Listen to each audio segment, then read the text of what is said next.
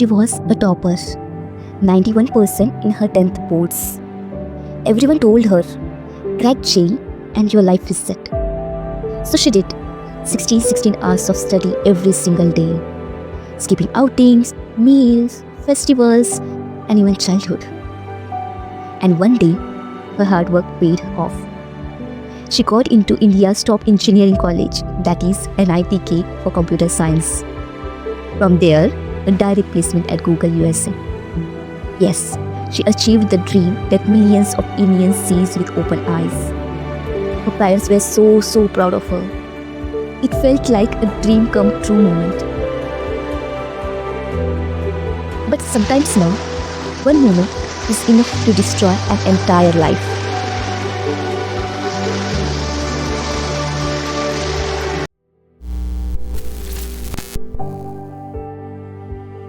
Neha was in the US. One call to her mama changed everything.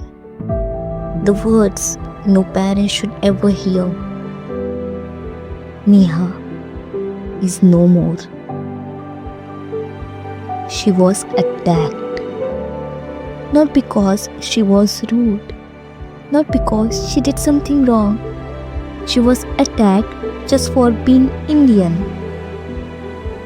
Yes, sometimes being Indian becomes the reason to be hated. This is Neha's story, and the story of millions who live far away from home.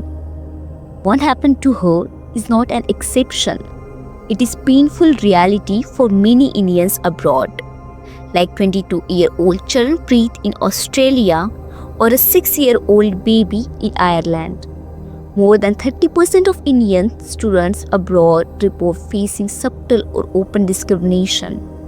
And on social media, hate against Indian has become so common that we barely even care. Sometimes comments like, "You don't even look like Indian," are taken as a compliment. Somewhere along the way, we were made feel ashamed of our own identity. I am not here to generalize. I am here to make you aware, because the hate is rising. But why? Why the world hates India? To understand this hate, we need to go back in time.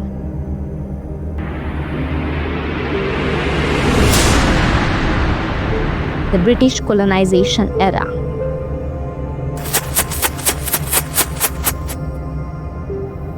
Britishers did not just loot India's wealth, it also left behind something more dangerous, an image of uncivilized people.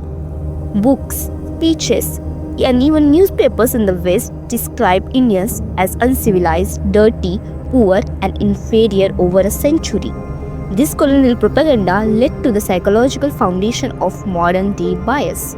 In fact, while staying in India, there was a signboard outside Britishers' hotel and club saying Indians and dogs are not allowed. So when the West sees a brown Indian with strong accent working in finance, coding or medicine, obviously it will clash with the image fed in over decades.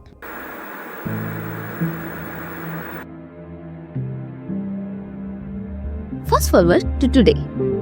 Indians are everywhere. From tech companies in Silicon Valley to hospitals in UK, at the top of the global university and in CEO chair. From Sundar Pichai to Satya Nadella, Indians have become global leaders. But here's the twist.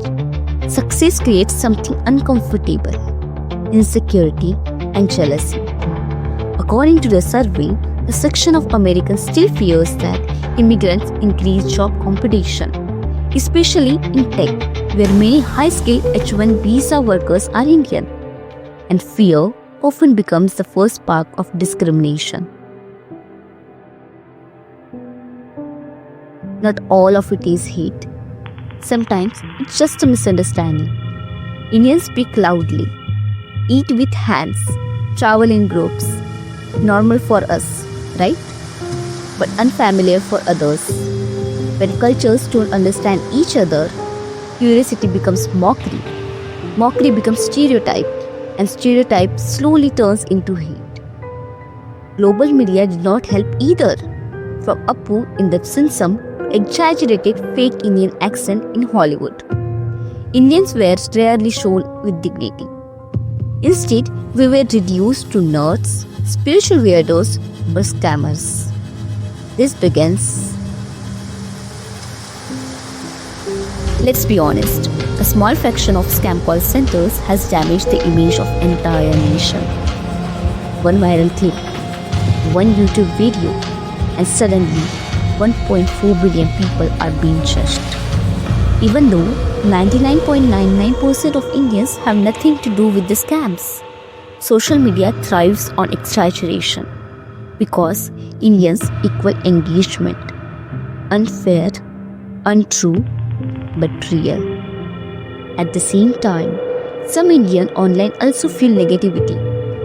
Toxic comment, unnecessary fights, blind nationalism, and that's how narratives are built. Ironically, the same people who mock Indians will eat chicken tikka, practice yoga, wear Indian fabric, enjoy Bollywood.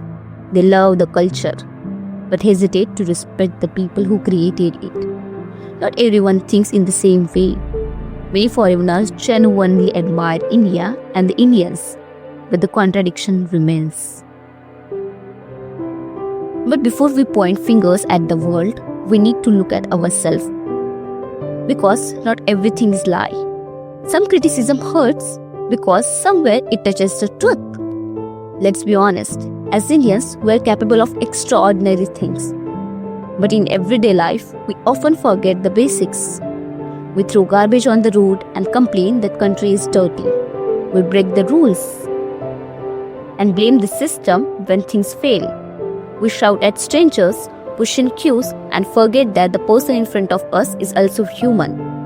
We fight over language, over religion, over caste, while the real issues, education, safety, cleanliness, wait quietly in the corner. This doesn't mean Indians are bad people. It means we are still learning how to live together with responsibility, with empathy, with respect. A 5,000-year-old civilization does not fall because of criticism, but it can fall if it refuses to improve. Real patriotism is not shouting, India is the best. Real patriotism is asking, how can we make India better every single day? If we want respect from the world, it must start with how we treat our street, our cities, and each other. Change does not begin in foreign countries. It begins at home, in our habits, in our choices, in us.